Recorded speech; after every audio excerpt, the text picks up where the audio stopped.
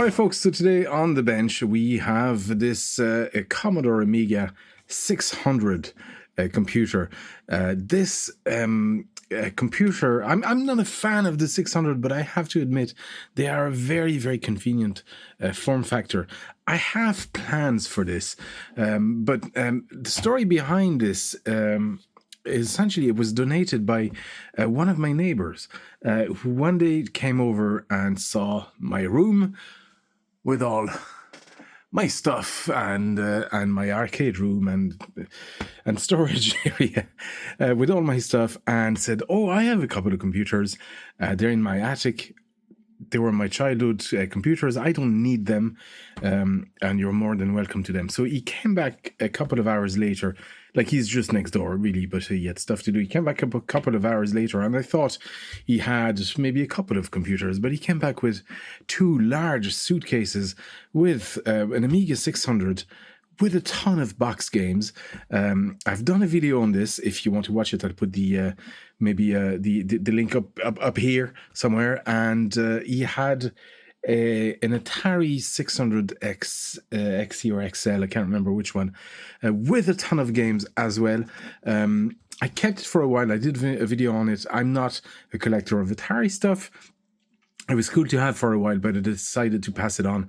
And at the time, it turns out Hoffman was looking for an Atari 600 or 800. So I sent it to him via a Terrible Fire when he was over. Anyway, long story short, this is one of the donations. But he said that one of his friends had tried to do stuff on it, and let's just say it stopped working after his friend touched it. And I can only guess what type of shenanigans were had. This video is sponsored. Hold on. Can I do this one? Sure. What have you in mind? I'll make them guess the name of the sponsor using clever cryptic clues. First clue. Got that? I don't think you got the concept. Second clue. Alright, that's an easy one.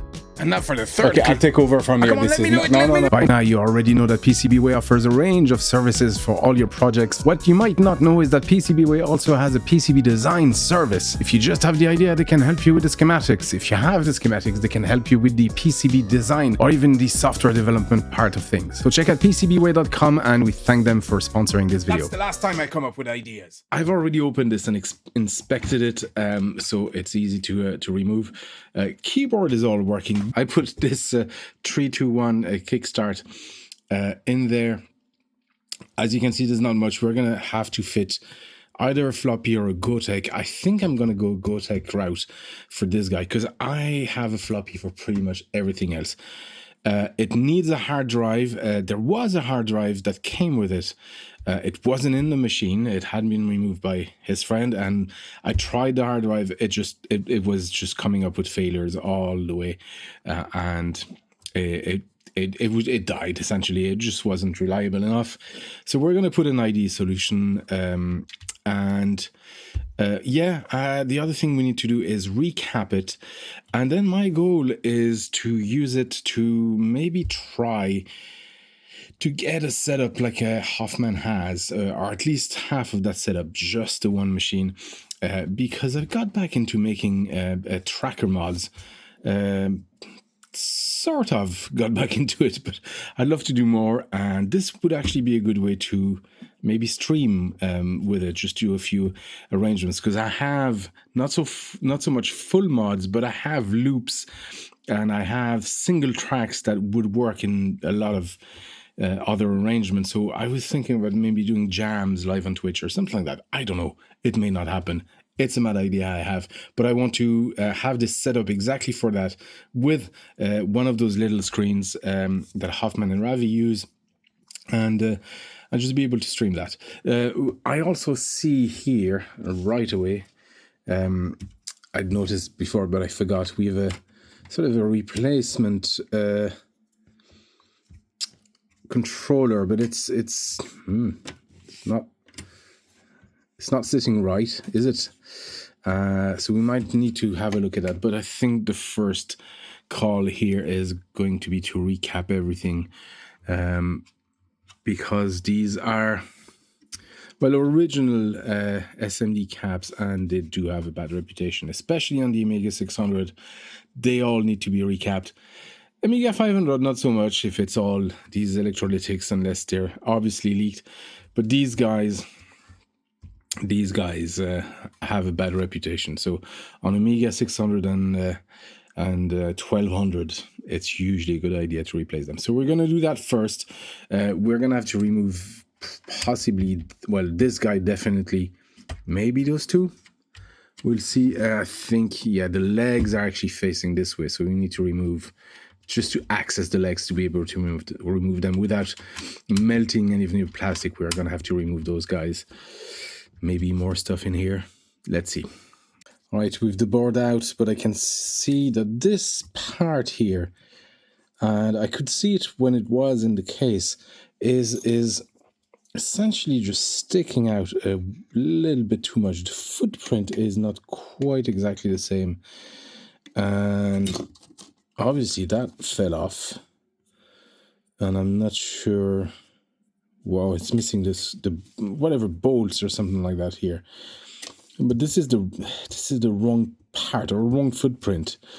I'm guessing, or was it installed incorrectly? No, I think it's just wrong. It's just sticking out too much, that little bit too much. I have parts like that from another parts Amiga, so I might use one of those for here to replace that altogether. I'm guessing this was. Oh yeah, well there you go. Oh, I have to tell my neighbors that his friend is not to be trusted on anything electronic. Obviously, because whatever he tried to do didn't work. Okay, let's start with this.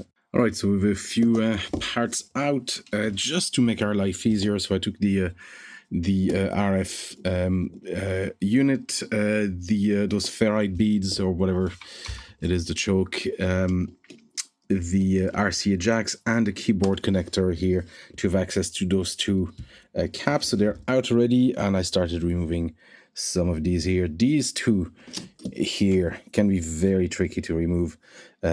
I think we manage. Oh, a little bit of movement on this, but I'll check for continuity afterwards. But I think we haven't pulled any legs out or traces out, but there's signs of, well, crud. It could be a mix of dirt and the flux I've used, but you get that unmistakably fishy smell coming out whenever I remove those. Sign these were either bad already or on their way out. Now, the Amiga will most likely run fine even without the caps, and most likely fine with dodgy caps and bad caps. The only problem is when they leak, they tend to kind of take out other components around them and create corrosions. We've all seen that. So this is why you always want to recap your Amiga 600 and 1200. All right, so I got all the capacitors out, well, except this one. I'll have to take it out. And I started repopulating with just brand new capacitors. There's a couple here. The trick really, I'm not going to film this. The trick really is to remove the audio connector, the keyboard connector. I like to remove the choke here and the RF modulator, just to make my life easier. Everybody's got their own technique for taking off SMD caps, and mine is no different than most other people. Either use two soldering irons side to side, or just the one, back and forth, alternating. Plenty of flux and patience. But anyway, so I'm gonna put caps back, and then we can put all the connectors back in afterwards. All right, so I have the board fully recapped now. I am not going to put the RF module back. It's just not needed really nowadays. RF stuff.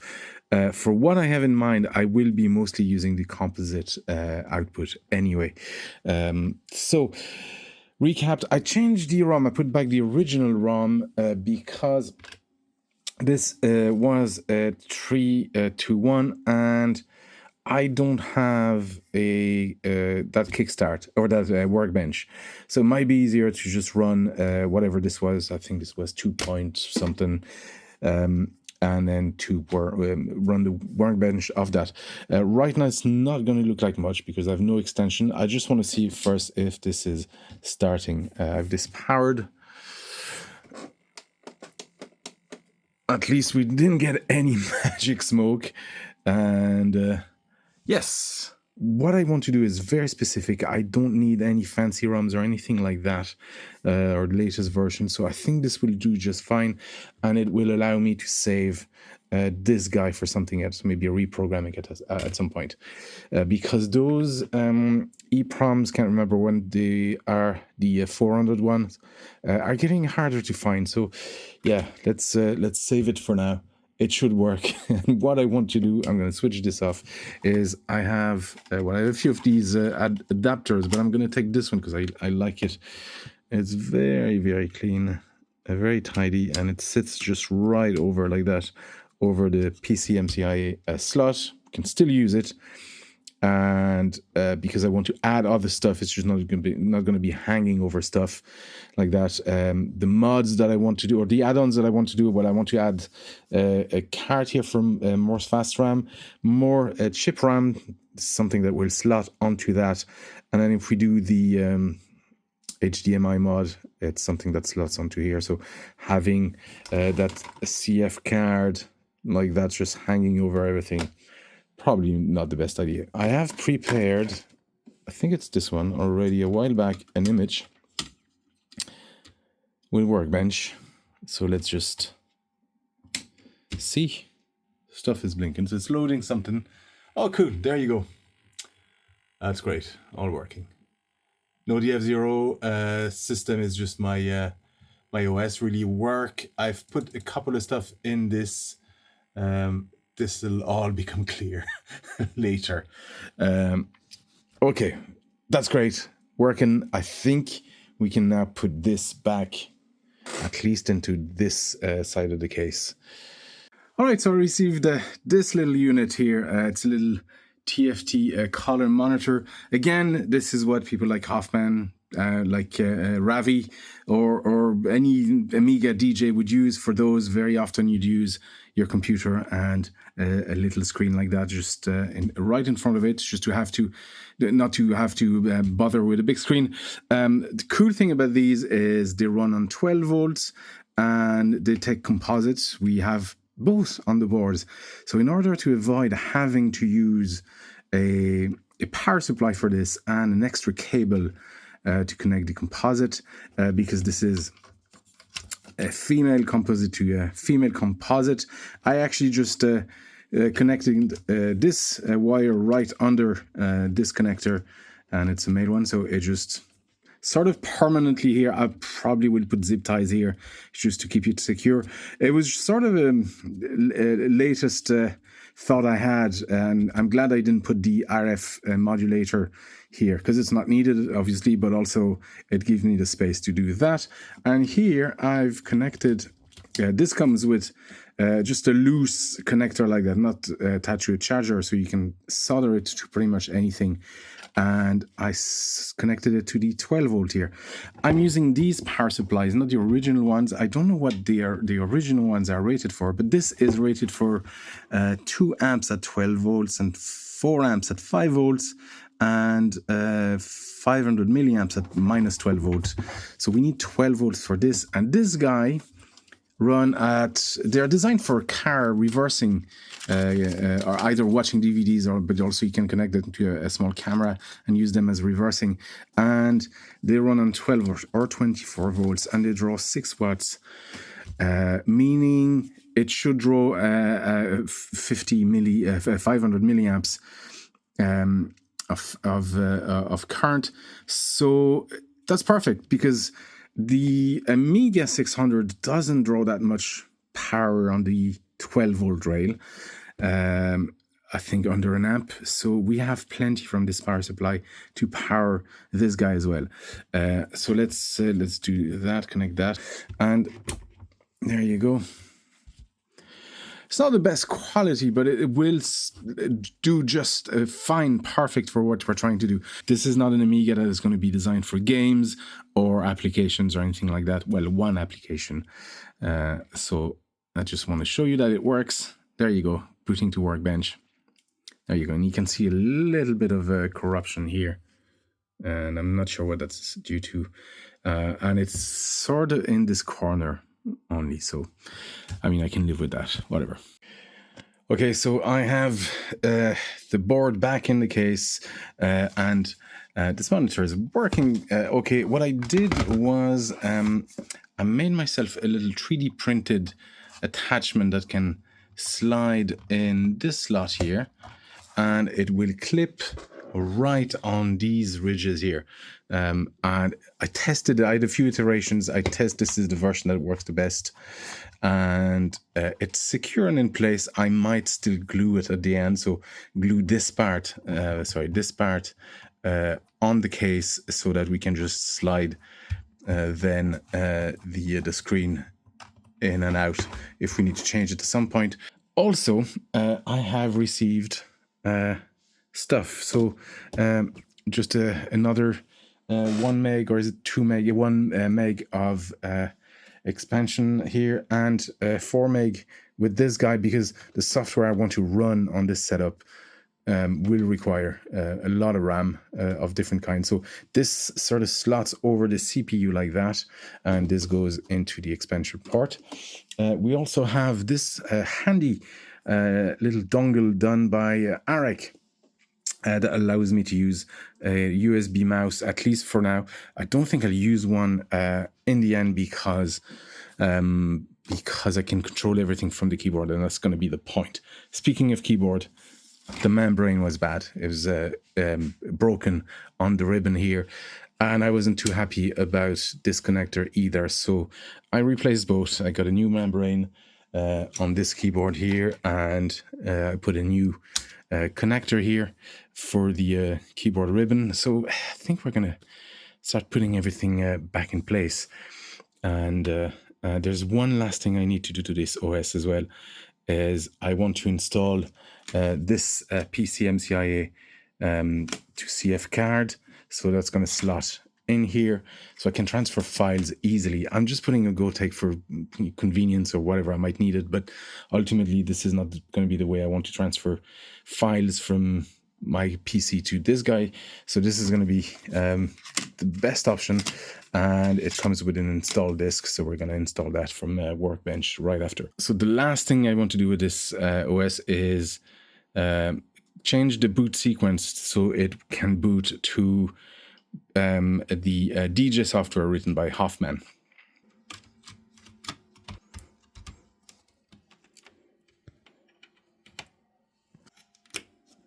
Also, now I'm going to swap the GoTake for a floppy temporarily so I can install the drivers for this. This is as simple as it gets. You just put that into your floppy drive and open the icon that appears on there. The install is right there. You click on it, it installs. You turn off your computer, you put your card here, a compact flash card with that's been formatted to FAT16 or FAT32.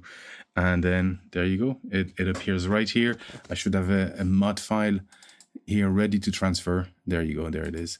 Very straightforward, very easy. So now we have a cool way to transfer files from here to here. And what I think we're going to start putting things back together. The last bit I want to do is modify the kickstart here to auto boot or after Workbench to auto launch PT 1210. This is a tool, a DJ tool that's been written by Hoffman and I think a few people as well. But this is essentially a DJing tool. This is the reason I wanted to use this guy. Again, you can find this on Hoffman's GitHub, I think. And yeah, it's just it's a really, really cool cool tool, very powerful. It needs extra RAM to run properly, hence all this. And yeah, cool thing about this is you don't really need to know Pro Tracker. You can load your models and enable different tracks, loop some, repeat stuff, skip, jump, go back a few bars. It's just a really, really cool, powerful DJ software. So let's finish this set. Change the startup sequence to run this tool on boot, and we should be all done. I went back and forth with the idea of putting a Gotek in there, and sort of caved in finally. I have a couple lying around anyway, and this can always, be useful at some point. I had to make a new connector for this, for the LED panel here, because it all broke. The wire on the original ones are a bit too weak, so I just used thicker gauge wire. Now, I'm not going to do anything about this. This came like that, and there's not much I can do anyway. I need to secure that a bit better. But anyway, because I'd need to get a completely different case, and do I want to spend more money on this build just to get a clean plate here? It doesn't look great, but it doesn't bother me that much. Maybe down the line, if I can find one for cheap, or if you have one for cheap, let me know. To be honest, I'm not that bothered. I've made a little thing here. Does it go? Can't remember. No, it goes like this. It's a 3D printed part, and I'll share the design on Thingiverse. It's a bit specific for what it is, but maybe, actually, no, I think it goes the other way. Maybe someone else will have, and it should clip. There you go. Maybe someone else will have a use for it. Certainly somebody that uses that setup, and it's always those screens, because this just clips on that. It's hard and secure, clips well, and this part here will slide into this little guy. And it just makes it one unit. This won't go anywhere. This is just, now you can just lift it and carry it as one unit, as opposed to having loads of stuff. And the fact that it's all already connected, and it can just power with just the power, the Amiga power. It's its own unit now. I like it. I love it. So yeah, let's close this. Let's put the screws back in and power this.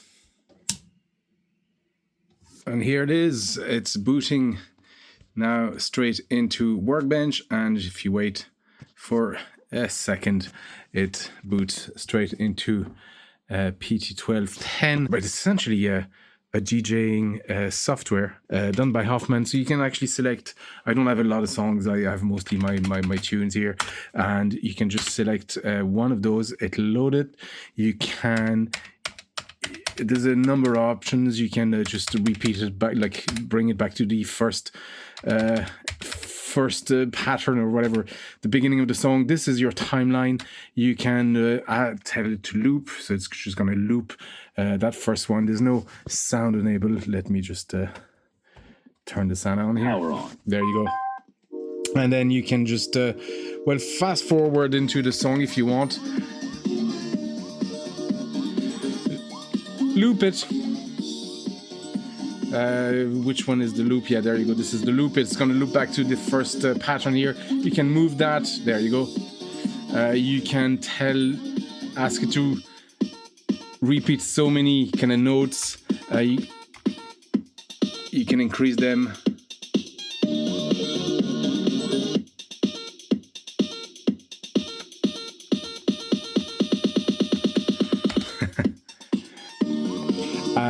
A lot of stuff, pretty much most of the stuff you can do with the DJing software. You can slow it down. In this case, it will actually turn the pitch down, but you can turn off the repitch. I can't remember the key not to do this. Yeah, there you go.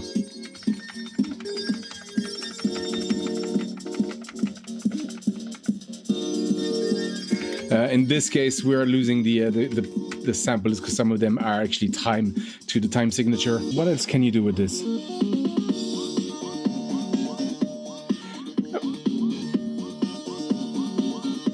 Sorry, I'm listening to my own song here. Yeah, there's a lot of stuff you can do with this. It's a DJing software. Essentially, what you would need, and ideally for the rest of this build, is a second Amiga 600. And I say Amiga 600, it will work with any Amiga, but Amiga 600 is so useful because it's got this small form factor. So you put two Amiga 600 side by side with a mixer in the middle, very simple mixer. And in that, with that, you can actually have an Amiga DJ set. This is very much what Hoffman does. This is very much what Ravi does, and a few other DJs. I really like the setup. So I think I'm gonna go ahead and build myself one of these setups. Now, I only have this one Amiga 600, and the question is where to find another one. I have the option of building a new one, like I did the Amiga 1200 and the Amiga 3000. But it feels like a bit of a waste of money, to be honest. By the time I find all the chips and all the components and all the connectors and all the parts, it will be much cheaper to actually find a working Amiga 600. They're not cheap, but it'll be cheaper than actually building one, to be honest, from scratch. So unless I find maybe somebody has a dodgy board for sale, that needs a few chips replaced or things like that, let me know. But I think I'm going to have to find at some point another Amiga 600. Oh yeah, I forgot to show you, if you press escape for a couple of seconds, it brings you back to Workbench, and you've got a perfectly functioning Amiga with an attached screen. I don't have a mouse because I don't need a mouse on this setup, but I could just plug a mouse easily and off I go doing Amiga stuff. But it's actually a fully functional Amiga 600, just because it's set to boot to that one piece of software doesn't mean it's limited to that. Folks, this was a very easy and painless restoration. This machine wasn't working. It had been dormant and dead for years and years. But you know what? Sometimes after all I've done on this channel, building complete Amigas, restoring completely dead arcade machines and mostly dead kind of stuff, it's nice to have a simple restoration and something that didn't take too much work, really. Anyway, folks, thank you for watching. This is all for this time. Easy build, easy restoration, but you need one every now and then. Thank you for watching, and I'll see you next time.